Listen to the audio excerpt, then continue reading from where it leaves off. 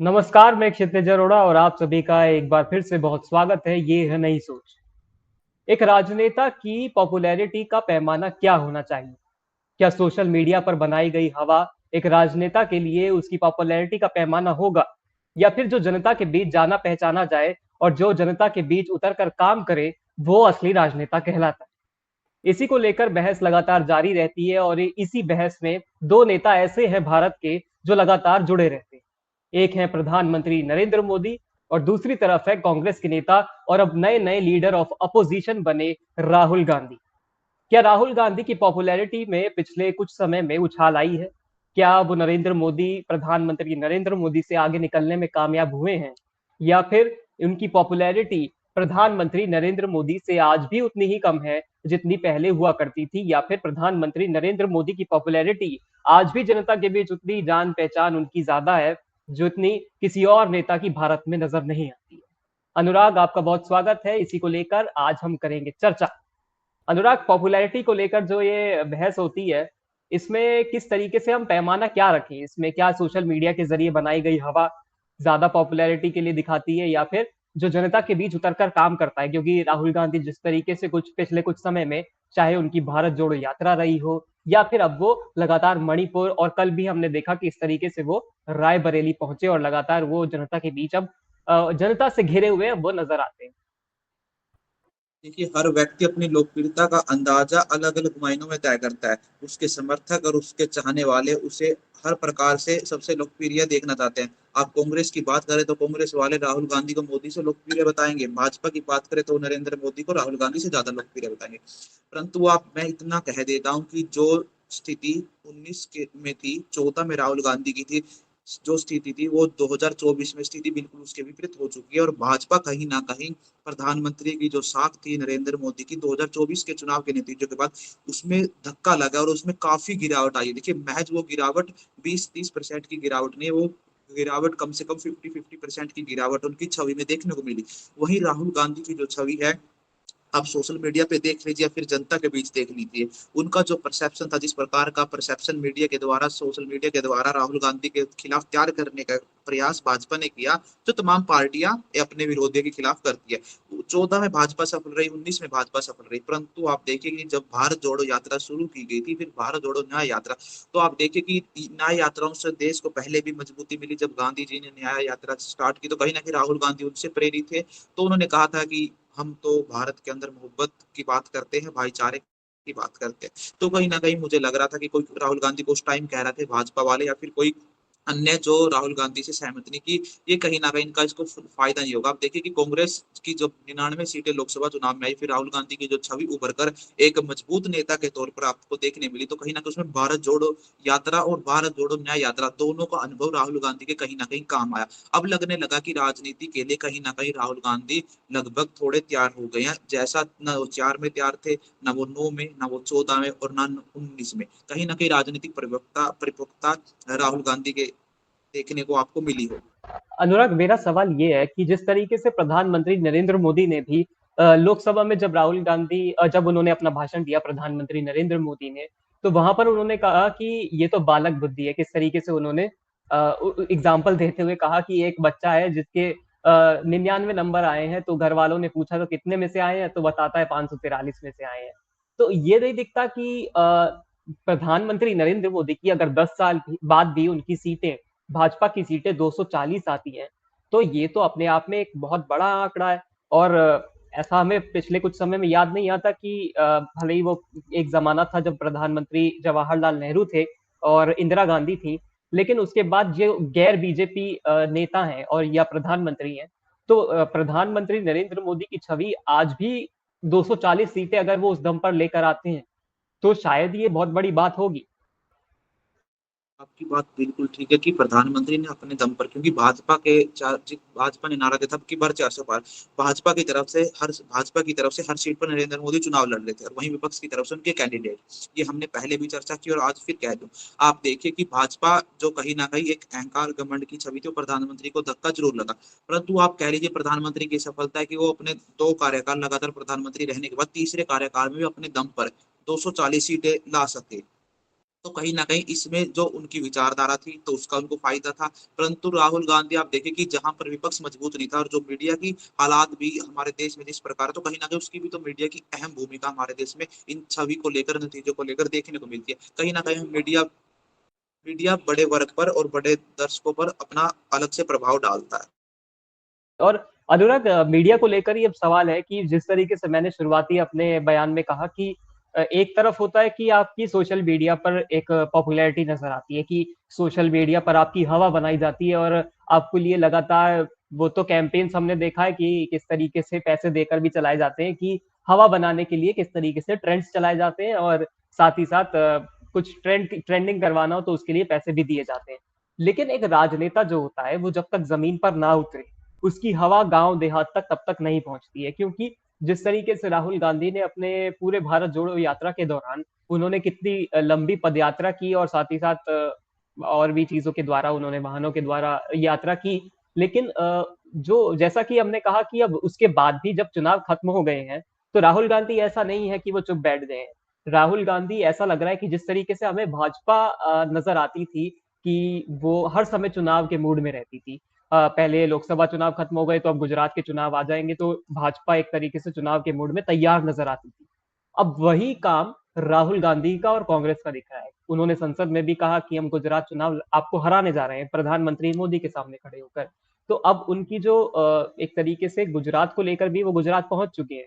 तो वहाँ पर भी अब उनका दिखता है कि वो एक तरीके से अब बीजेपी की लाइन पर चलकर ही कि हर समय चुनाव है, ये ध्यान में रखकर वो अब कैंपेन कर रहे हैं।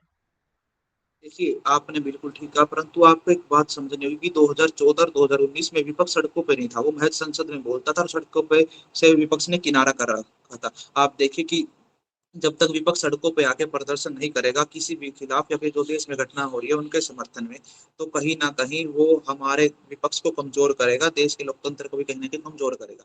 राहुल गांधी ने 14 और 19 की दोनों की हार में और 24 में भले ही वो हार गए, परंतु कहीं न कहीं कांग्रेस पार्टी से एक जीत के रूप में आपने देख लिया कि वो उन्होंने भाजपा जो इंडिया एनडीए अलायंस है उसको काफ़ी टक्कर दी इंडिया अलायंस ने।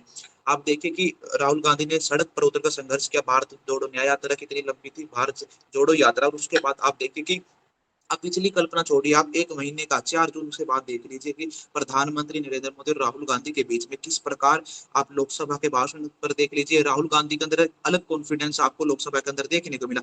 वो लगातार भारत में जगह-जगह दौरे करे, कभी वो रायबरेली जाते हैं, कभी वो मणिपुर जाते हैं, कभी वो शहीद के परिवारों से मिलते हैं, कभी वो किसी से मिलते हैं, वो हाथरस जाते हैं, हाथरस में जिस प्रकार हाथरस, तो कहीं न कहीं वो अपनी एक छवि ऐसी बनानी चाहती है, जिस प्रकार राजीव गांधी ने इंदिरा गांधी के बाद बनाई थी, और राजीव गांधी भारत के ऐसे प्रधानमंत्री हैं जिनको सबसे ज़्यादा सीटें अपने कार्यकाल में मिली थी। भाजपा तो नारा देती रहेगी, परंतु राजीव गांधी ने उस नारे को बिना नारा दिए इतनी सीटें प्राप्त करी थी। कहीं न कहीं वो इंदिरा गांधी की जो घटना के बाद वो सहानुभूति भी कह सकते हैं आप कहीं न कहीं, परंतु जो इतिहास में सीटों का रिकॉर्ड है, वो तो कल भी दर्ज है और आगे भी दर्ज रहेगा, उसके कारण कुछ भी हो।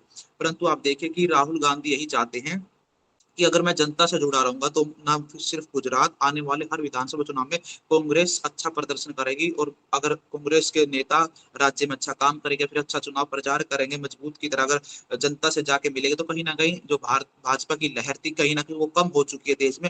अगर कांग्रेस इसी प्रकार एक्शन मोड में, चुनावी इलेक्शन मोड में चली रहेगी, जिस प्रकार लोकसभा चुनाव में किया, तो कहीं न कहीं भाजपा धीरे-धीरे देश से, जिस प्रकार पहले भाजपा आने के बाद कांग्रेस हर राज्य से कांग्रेस का पंजा खत्म होता गया, वहाँ पर कमल खिलता गया, तो ठीक उसी प्रकार आप देखिए कि वही दौर आएगा कि 14 बाद जब भाजपा ने किया था, तो 24 बाद वो कांग्रेस कर रहेगी। जैसे-जैसे लोकसभा चुनाव खत्म होंगे, आप देखना विधानसभा चुनाव आएँगे, तो धीरे-धीरे जहाँ भाजपा का कमल है, वहाँ पर पंजाब को खिलता हुआ ज़्यादातर राज्यों में दिखाई देगा। आप महाराष्ट्र की बात कर लीजिए, हरियाणा, झारखंड की बात, तो कहीं न कहीं ये ऐसी है कि कांग्रेस और भाजपा दोनों के लिए अग्नि परीक्षा के है विधानसभा, क्योंकि ठीक लोकसभा के बाद यहाँ कहीं न कहीं इन राज्यों में चुनाव होने वाले हैं।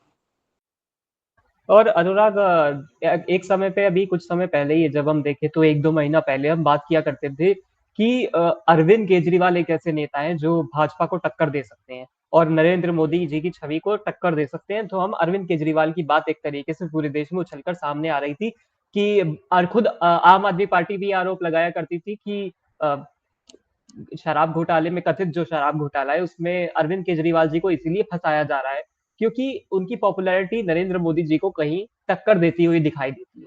लेकिन अब अरविंद केजरीवाल की जो बात है वो थोड़ी-सी कम होती हुई दिखाई देती है और वहीं राहुल गांधी को लेकर जो मीडिया में भी एक तरीके से हम देखें तो थोड़ा उनका जो कवरेज है उनको थोड़ा ज़्यादा मिलने लगा है। तो ये मीडिया कवरेज को लेकर भी अनुराग थोड़ा पहले से राहुल गांधी की स्थिति में थोड़ा सुधार आया है और प्रधानमंत्री नरेंद्र मोदी को पहले जगह मिला करती थी, लेकिन अब थोड़ी-सी कम होके वो थोड़ा राहुल गांधी की तरफ भी शिफ्ट होती हुई दिखाई दी है। क्या ये इसका आप प्रभाव जो है, वो 99 सीटें कांग्रेस की आना और 234 जो भी 35 हैं सीटें विपक्ष की आना इंडिया गठबंधन की, इसको कारण मानते हैं? लेकिन निश्चित रूप से अगर हमारे देश में विपक्ष मजबूत होगा तो उसकी आवाज मीडिया हो या फिर सरकार हो, दोनों को सुननी पड़ेगी। तो कहीं न कहीं लोकसभा की कार्रवाई देख लिया या फिर आप बाहर आके जब सांसदों ने संविधान को लेकर प्रदर्शन किया था, उसकी बात कर लीजिए। कहीं न कहीं मीडिया को उसकी कवरेज करनी पड़ी। भले ही आप मजबूरी में कह लीजिए या फिर आप उनके कर्तव्य का वो पालन करते थे, इसके लिए कह लीजिए, परंतु कवरेज राहुल गांधी की हुई और प्रधानमंत्री की भी हुई। परंतु आप देखिए अरविंद केजरीवाल को लेकर मैं कह दूं कि अरविंद केजरीवाल की जब अभी तक वो तथाकथित शराब घोटाले में आरोपी है, अभी साबित नहीं हो पाया कि वो आरोपी है या नहीं। वो कोर्ट तय करेगा कि वो आरोपी है नहीं, परंतु उनकी छवि में भारी गिरावट आई है, क्योंकि उनकी छवि को ऐसा धक्का लग चुका है कि जो व्यक्ति, जो पार्टी भ्रष्टाचार को मिटाने के लिए सत्ता में आई थी, उसी भ्रष्टाचार के आरोप में उनके मंत्री, उनके फॉर्मर डिप्टी चीफ मिनिस्टर तक जेल में चले गए। आप कल्पना कर सकते हैं कि मुझे लगता है कि अरविंद केजरीवाल को दिल्ली के विधानसभा चुनावों में ना भाजपा हरा सकती, ना कांग्रेस हरा सकती, परंतु कहीं न कहीं जितनी सीटें पहले अरविंद केजरीवाल जीतते थे, 60 प्लस सीटें उनकी दिल्ली में आती थी, परंतु इस बार लग रहा है अगर विधानसभा चुनाव होंगे तो अरविंद केजरीवाल का जीत का मार्जिन और उनकी सीटों का मार्जिन काफ़ी कम होगा, भले ही वो सरकार बनाने में कामयाब रहे। परंतु आप देखिए छवि तो निश्चित रूप से अरविंद केजरीवाल की घटेगी और कहीं न कहीं आप देखिए प्रधानमंत्री के विपरीत में अगर कोई विपक्ष की तरफ से अब चेहरा माना जा रहा था 19 के बाद से लगातार कि राहुल गांधी तो प्रधानमंत्री को टक्कर नहीं दे पाएँगे, उनमें योग्यता नहीं है। अरविंद केजरीवाल की पार्टी राष्ट्रीय पार्टी भी बन गई थी 22 के चुनावों के बाद। तो कहीं न कहीं तो अरविंद केजरीवाल अपने आप को एज़ पीएम कैंडिडेट दिखाना और उनकी पार्टी ने तमाम प्रचार करने शुरू किए थे।